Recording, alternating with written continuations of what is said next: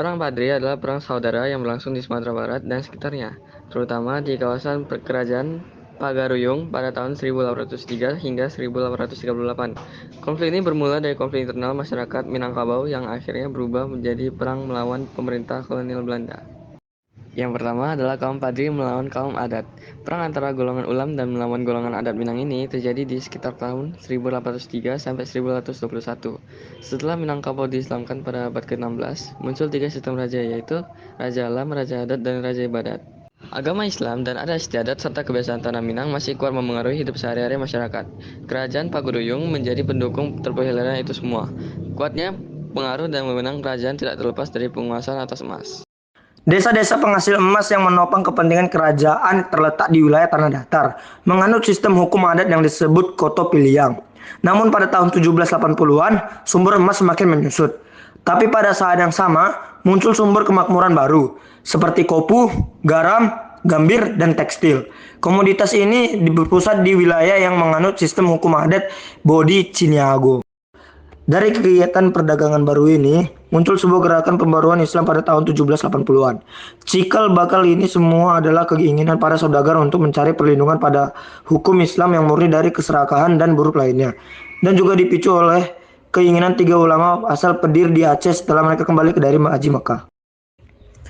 Gerakan ini dipengaruhi oleh Wahabisme dan menentang praktik matriarkal serta ritual adat lainnya. Pemimpin utamanya termasuk Haji Miskin, Haji Sumanik, dan Haji Piobang, yang kemudian bergabung dengan Tuanku Iman Bonjol. Namun, kemajuan mereka terhenti ketika Belanda datang ke Padang pada tahun 1819 yang menyebabkan konflik berkepanjangan dan mengganggu upaya mereka untuk menyebarkan Islam di wilayah Tapanuli Selatan dan memulai mengislamkan orang-orang Batak.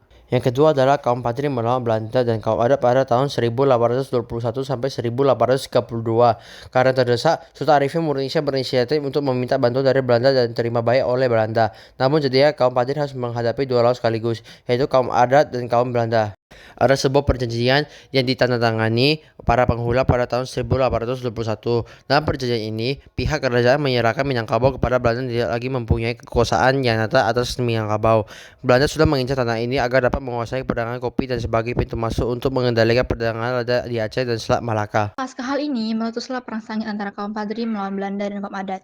Belanda mengalami kekalahan besar di Linto pada tahun 1823. Sementara itu, pada tahun 1825, Sultan Arifin Murnisya wafat. Dan pada tahun yang sama, Belanda memprakarsai perjanjian damai yang dikenal dengan Perjanjian Masang dengan kaum Padri. Alasannya adalah karena Belanda menghadapi perang yang lebih besar di Jawa dan tampaknya bagi Belanda mempertahankan jauh lebih mendesak daripada menguasai Sumatera Utara. Hal ini juga ditambah dengan kenyataan bahwa kaum Padri bukanlah lawan yang mudah dikalahkan dan pada saat yang sama Belanda sedang menghadapi perang lain di Eropa. Yang ketiga adalah kaum Padri dan kaum adat melawan Belanda pada tahun 1831 sampai 1838 setelah perang di Ponorogo berakhir. Belanda sendiri melanggar perjanjian Masang dan mencoba menundukkan kembali kaum Padri, namun Tuanku Iman Bonjol telah berhasil merangkul kaum adat dalam sebuah perjanjian damai di Bukit Parampala. Jadi, Belanda pun menghadapi kaum Pradi dan kaum adat sekaligus. Menghadapi perlawanan yang lebih besar, Belanda menerapkan strategi baru, yaitu memotong garis bantuan ekonomi gerakan perlawanan.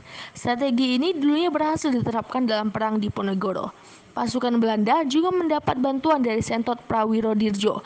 Namun pada akhirnya, dia bersekutu dengan kaum Padri dan akhirnya dibuang ke Bengkulu sampai akhirnya.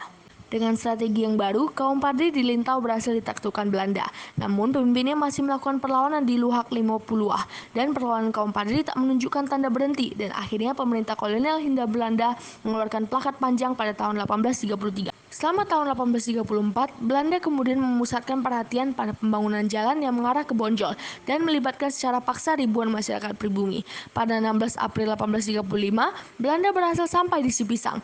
Jalan menuju Bonjol pun semakin terbuka bagi pasukan Belanda. Namun, Belanda masih harus menghadapi kaum Padri di Alahan Panjang. Pada awal tahun 1837, Belanda mengutus Mayor Jenderal Kosius untuk memimpin langsung serangan besar-besaran Belanda ke Benteng Bonjol yang diserang selama 6 bulan berturut-turut. Untungnya, Tuanku Imam Bonjol beserta pengikutnya berhasil keluar dari benteng Monjol menuju Marapak. Dalam pelariannya, Tuanku Imam Bonjol masih sempat berupaya membangun kekuatan kaum Padri kembali tetapi gagal. Dalam kondisi seperti ini, Belanda mengajak Imam Bonjol untuk berunding di Palupu. Tempat yang harusnya menjadi tempat berunding malah menjadi tempat Imam Bonjol ditangkap. Pasca penangkapan Tuanku Imam Bonjol, beberapa perlawanan kaum Padri terhadap Belanda tetap berlangsung dan dipimpin oleh Tuanku Tambusai. Baru pada 1845, perlawanan kaum Padri dapat dipatahkan seluruhnya. Setelah kemenangan ini, kerajaan Pagaruyung berada di bawah kekuasaan penuh Belanda dan raja yang diperlakukan seperti bupati. Audio Jungle.